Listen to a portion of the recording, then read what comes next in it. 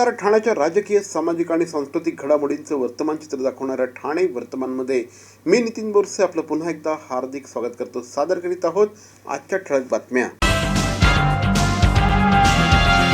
लोकसभेचे विरोधी पक्षनेते राहुल गांधी यांनी शनिवारी भिवंडी जिल्हा अतिरिक्त सत्र न्यायालयात हजेरी लावण्यासाठी ठाणे जिल्ह्यामध्ये आले होते. यावेळेस त्यांच्या वाहनाचा ताफा मुंबई विमानतळ येथून भिवंडीच्या दिशेने जात असताना आनंदनगर चेक नाका येथे भारतीय जनता पार्टी युवा मोर्चाच्या कार्यकर्त्यांनी काळे झेंडे दाखवले.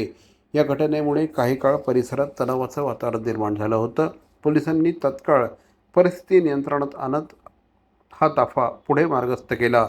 भिवंडी न्यायालयात त्यांच्या विरोधात फिर्यादी राजेश कुंटे यांनी मानहानीचा दावा केला आहे. राहुल गांधी हे आज ठाण्यातनं भिवंडीच्या दिशेने जात असताना आनंदनगर चेक नाका येथे भाजपच्या कार्यकर्त्यांनी त्यांच्या ताफ्याला काळे झेंडे दाखवले. भारताचे पंतप्रधान सुद्धा AI समितीला चालले किंवा युथ काँग्रेसने चुकीचं काम केलं आणि आंतरराष्ट्रीय स्तरावर कुठेतरी भारताचं खच्चीकरण केलं, म्हणून याच्या विरोधात आम्ही आंदोलन. या भारताचे पंतप्रधान जेव्हा कुठेही चांगलं काम करण्यासाठी देशामध्ये फिरत असतात, त्यांचा निषेध करायला काँग्रेसचे सर्व कार्यकर्ते अनेक वेळा निषेध करताना आले. अहो, तुम्हाला राहुल गांधींना हे कळलं पाहिजे, तुम्ही बाहेर जेव्हा जाऊन लोक इंडियाबद्दल जे अपशब्द वापरतात, गरीब दाखवतात, हे कुठपण योग्य आहे? आज मला सांगा, काल आत्ता जवळच्या दिवसात फ्रान्सचे राष्ट्रपती हे आपल्या मुंबईत आले विदाऊट सिक्युरिटी, विदाऊट पोलीसचा बंदोबस्त. पोलीस दल आमचं सक्षम असताना तरी त्यांनी काही न घेता एकटे ते सकाळी आपलं हे करत होते, प्रवास करत होते. मला सांगा, एवढं जर चांगलं आपला भारत देश असेल, पोलीस दल आमचं चांगलं असेल, तर काय राहुल गांधींना असा प्रॉब्लेम आहे की राहुल गांधी सतत आमच्या पोलीस शासनावर, गृह खात्यावर आणि मोदीजींच्या कामावर अशी वेगवेगळी टीकाटिप्पणी करत असतात. राज्य शासनाच्या पर्यावरण आणि वातावरण बदल विभागामार्फत राबवण्यात आलेल्या माझी वसुंधरा अभियान 5.0 अंतर्गत अमृत गटामध्ये 10 लाखांपेक्षा जास्त लोकसंख्या असलेल्या गटात ठाणे महानगरपालिकेला तृतीय क्रमांक प्राप्त झाला आहे. या पुरस्काराचा वितरण सोहळा 21 फेब्रुवारी रोजी सकाळी 11:30 वाजता सरदार वल्लभभाई पटेल स्टेडियम वरळी येथे राज्याचे मुख्यमंत्री देवेंद्र फडणवीस, उपमुख्यमंत्री एकनाथ शिंदे, उपमुख्यमंत्री सुनेत्रा पवार यांच्या हस्ते वितरित केला जाणार आहे. हा पुरस्कार स्वीकारण्यासाठी महापौर शर्मिला पिंपलोळकर, महापालिका आयुक्त सौरभ राव उपस्थित राहणार आहेत. या कालावधीत ठाणे महापालिकेने पर्यावरण संवर्धनासाठी विविध उपक्रम राबवले. भूमी घटकांतर्गत 81,734 झाडांची लागवड, 99 हरित क्षेत्रांची निर्मिती, 729 हेरिटेज वृक्षांची नोंद आणि सर्वेक्षण, तसंच कचरा व्यवस्थापन आणि प्लास्टिक बंदी मोहीम प्रभावीपणे राबवण्यात आली. यासाठी हा पुरस्कार ठाणे महापालिकेला देण्यात आला आहे. मुंबई विद्यापीठाने कासरवडवली येथील ज्ञानगंगा शिक्षण संस्थेला विलंबित प्रवेशाच्या कारणावरून आकारलेला लाखो रुपयांचा दंड डिग्री कॉलेजने 27 विद्यार्थ्यांच्या माथी मारण्याचा प्रयत्न केल्याने विद्यार्थ्यांनी आमदार संजय केळकर यांच्याकडे धाव घेऊन न्याय मिळवून देण्याची मागणी केली. आमदार संजय केळकर यांच्या जनसेवकाचा जनसंवाद या 87व्या कार्यक्रमात कासरवडवली येथील ज्ञानगंगा शिक्षण संस्थेच्या डिग्री कॉलेजमधील विद्यार्थ्यांनी उपस्थित राहून त्यांची व्यथा मांडली. पदवी आणि पदव्युत्तर अभ्यासक्रमासाठी मुंबई विद्यापीठाकडे उशिरा अर्ज प्राप्त दिल्याचा ठपका ठेवून दंड आकारला. विद्यापीठाच्या नियमानुसार 21 ते 40 विद्यार्थ्यांच्या प्रवेश प्रकरणांमध्ये त्रुटी आढळल्यास महाविद्यालयात 10 लाख रुपयांचा दंड, प्रति विद्यार्थ्यांच्या शिक्षण शुल्काच्या दुप्पट रकमेची दंडात्मक रक्कम आकारण्यात यावी. तसंच महाविद्यालयाच्या प्रवेश क्षमतेत पुढील वर्षापासून 25% कपात करून चौकशी समिती गठीत करावी. तसंच प्रत्येक विद्यार्थ्यास 5,000 रुपये दंड आकारण्यात यावा. याबाबतचे पत्र विद्यापीठाने ज्ञानगंगा शिक्षण संस्थेला पाठवले. मात्र संस्थेने हा लाखोंचा दंड विद्यार्थ्यांच्या माथी मारण्याचा प्रयत्न केला आहे. त्यामुळे हवालदिल झालेल्या विद्यार्थ्यांनी या प्रकरणी न्याय मिळण्यासाठी आमदार संजय केळकर यांच्याशी संपर्क साधला होता. याबाबत श्री केळकर यांनी विद्यार्थ्यांना न्याय देण्यासाठी विद्यापीठाच्या उपकुलगुरूंना पुढील आठवड्यात भेटून या प्रकरणाचा पाठपुरावा करणार असल्याचं सांगितलं. काही संस्था मिशन म्हणून तर काही संस्था कमिशनसाठी काम करतात, असा आरोप या निमित्ताने आमदार श्री संजय केळकर यांनी केला आहे. विद्यार्थ्यांची भरती आपल्या कॉलेजमध्ये व्हावी त्याच्याकरता त्यांना वाटेल तशा भूलथापा मारून त्यांना प्रवेश दिला जातो आणि जेव्हा परीक्षेची वेळ येते त्यावेळेला थेट विद्यापीठाकडनं नोटीस येते आणि त्यांना सांगितलं जातं की तुम्ही इलिजिबल नाही आहात परीक्षेला बसायला. याचा अर्थ ही कॉलेजेस जी आहेत ही चुकीची यादी विद्यापीठाला देतात आणि त्याच्यानंतर या मुलांचं अशा पद्धतीने नुकसान होतं. ही मुलं हवालदिल आहेत अक्षरशः, त्यांचे पालक तर त्याहीपेक्षा हवालदिल आहेत आणि त्याच्यावरती त्यांच्यावर पेनल्टी सुद्धा त्या ठिकाणी लावलेली आहे. खरं म्हणजे कॉलेजची चूक आहे की ठराविक डेडलाईनच्या नंतर त्यांनी ॲडमिशन देता कामा नये, परंतु पुढे नंतर मुदतवाढ मिळेल म्हणून ते आधीच ॲडमिशन देतात आणि वर्षभर या मुलांना तिथे ते शिक्षण घेतात. तर ही अतिशय संतापजनक बाब आहे. मला या निमित्ताने पालकांना देखील आवाहन करायचे आहे की आपल्याला फार काळजी घ्यायला लागेल. ॲडमिशनच्या बाबतीमध्ये देखील लोक आता फसवाफसवी करायला लागलेले आहेत.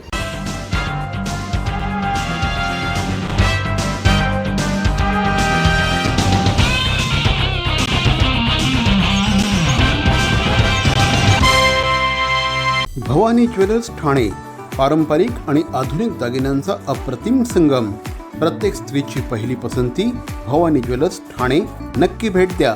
CP Goenka International School, nurturing talent at young age for scholastics, sports and performing arts in global perspective. Proud to have world toppers and country toppers in 10th standard Cambridge examinations. Ranked the best emerging school by the Times of India for personality over percentage. CP Goenka is the intelligent choice. Thane महानगरपालिकेचे मालमत्ता कर म्हणजेच property tax भरण्याचे आवाहन. सन 2022-23 या आर्थिक वर्षाचे मालमत्ता कराचे म्हणजेच प्रॉपर्टी टॅक्सचे बिल ठाणेकर करदात्यांना महापालिकेमार्फत आर्थिक वर्षाच्या सुरुवातीस म्हणजेच माहे एप्रिल 2022 मध्ये देण्यात आलेले आहे. तथापि अद्यापही काही करदात्यांनी मालमत्ता कर महापालिकेकडे जमा केलेला नाही. सध्या आर्थिक वर्षाचा अंतिम टप्पा सुरू झाला आहे. मालमत्ता कर वसुलीसाठी महापालिकेतर्फे कडक कारवाई हाती घेण्यात आली आहे.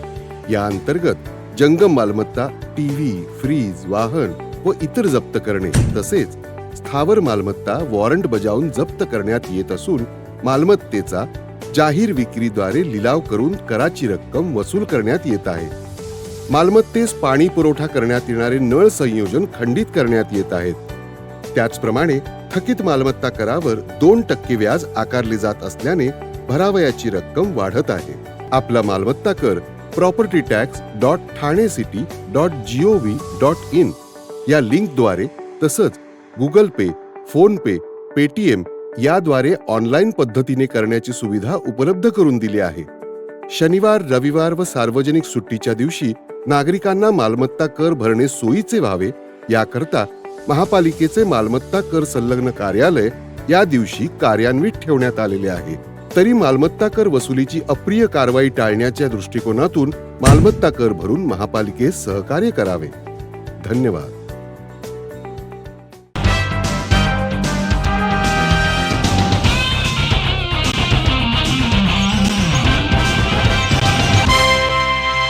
इंडोस्कॉट्स ग्लोबल स्कूल येथे स्पेक्ट्रम 2.0 या शैक्षणिक समारोप सोहळा अतिशय उत्साहात संपन्न झाला. वर्षभर विद्यार्थ्यांनी आत्मसात केलेल्या ज्ञान आणि कौशल्यांचा सुंदर उत्सव यावेळेस सादर करण्यात आला. भाषा, गणित, विज्ञान, SST आणि STEM या विषयावरील प्रकल्प आणि सादरीकरणांमधून विद्यार्थ्यांनी सर्जनशीलता, चिकित्सक विचारसरणी आणि आत्मविश्वास प्रभावीपणे मांडला.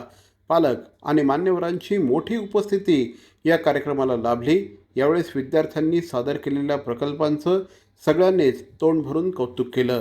प्रमुख पाहुण्या संगीता प्रदीप नाजकवंशी, संस्थापक आणि अध्यक्षा टेंडर किड्स प्री स्कूल आणि पॅराडाईज इंग्लिश स्कूल यांनी विद्यार्थ्यांना प्रेरणादायी मार्गदर्शन केलं. प्राचार्य डॉक्टर निकिता कोठारी यांच्या नेतृत्वाखाली हा कार्यक्रम यशस्वीरित्या संपन्न झाला.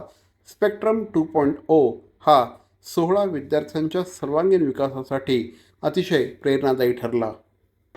आज इंडोस्कॉट स्कूलमध्ये स्पेक्ट्रम 2.0 हे जे कार्यक्रम आयोजित केलं होतं, इट वॉज फॅन्टॅब्युलस आयडेन्सी. सगळ्या मुलांनी इतके छान छान प्रोजेक्ट डिस्प्ले केले, सगळ्या विषयाचे, like Hindi, maths, Marathi, English and one STEM project. And तो जो प्रतिसाद आहे जे पालकांचा आणि शिक्षकांचा तो खूप सुंदर होता. डिसिप्लिन खूप सुंदर आहे, मुलांमध्ये कॉन्फिडन्स आहे and everybody so much excited to speak. म्हणजे प्रत्येक प्रोजेक्टकडे मी जात होते तर प्रत्येक मुलाला असं वाटत होतं, ma'am please listen to my project, I am ready with it. I would like to appreciate Nikita Bhari ma'am as the principal. She has guided them very nicely. Organizing this in a large scale is a very difficult task, and she has done it in a very beautiful manner. So I also congratulate all the parents. They have taken so much of efforts in behind all these children. कारण मुलांना नेहमी support पाहिजे असते आणि तो support सगळ्यात आधी घरापासून सुरुवात होते त्याची. तर सगळ्यात आधी आय वुड लाईक टू से की खूप सुंदर छान डिस्प्ले केलंय, सगळं कलरफुल आहे, सगळे विषय त्यांनी कव्हर केलेले आहेत आणि मुलांमध्ये जो उत्साह आहे तो एकदम अप्रतिम. आज आमच्याकडे एक खूप छान स्पेक्ट्रम 2.0 म्हणून एक्झिबिशन सारखा आम्ही कल्मिनेशन केलेलं आहे. या कल्मिनेशनची विशेषता अशी आहे की आपल्याला सगळं काही दिसणार इकडे. वेगळ्या वेगळ्या सब्जेक्ट म्हणजे English, Hindi, Marathi, stem project, math project, science project या निमित्ताने सगळ्या सब्जेक्टचं कल्मिनेशन आहे. स्पेक्ट्रम नाव तसंच आहे कारण सगळे मिळून सगळ्या क्लासनी एक एक स्वतःहून मिळून खूप छान प्रोजेक्ट केलेले आहेत आणि सगळे पेरेंट्स आता तुम्ही बघू शकता खूप चांगल्या नंबरनी आपल्या समोर आले आणि खूप उत्साहित आहेत आपली मुलं तुम्हाला सगळ्यांना प्रोजेक्टची बद्दल माहिती देण्यासाठी. आणि मुलांनी एवढे छान एक्झिबिट्स केले आहेत. Rotary Club of Thane Access आणि किम्स हॉस्पिटल यांच्या संयुक्त विद्यमाने 14 फेब्रुवारी रोजी किम्स हॉस्पिटल ठाणे येथे रेनबो ज्येष्ठ नागरिक उत्साह मेळावा संपन्न झाला. सुमारे 80 ज्येष्ठ नागरिकांनी या कार्यक्रमात सहभाग घेतला. सौ चांदनी मारवाह, अध्यक्ष डॉक्टर प्रतिभा गुप्ते, सौ मनीषा कोंडस्कर यांनी उपस्थितांचं स्वागत केलं. डॉक्टर विमलेश पांडे, डॉक्टर मृणाल प्रकाश, डॉक्टर वीणा परमार आणि डॉक्टर जया यांनी हृदय, अस्थिरोग आणि व्यायामाविषयी उपस्थितांना मार्गदर्शन केलं. कार्यक्रमाला प्रमुख अतिथी म्हणून ठाणे वैभवचे संपादक श्री मिलिंद बल्लाळ हे उपस्थित होते. त्यांनी ज्येष्ठ दाम्पत्यांमधील प्रेम आणि सहजीवनावर मनोगत व्यक्त केलं. सांस्कृतिक कार्यक्रम, झुंबा, अंताक्षरी आणि अल्पपोहाराने या मेळाव्याची सांगता झाली. या मेळाव्यामुळे ज्येष्ठ नागरिकांच्या चेहऱ्यावर हास्य फुलल्याचं चित्र बघायला मिळालं.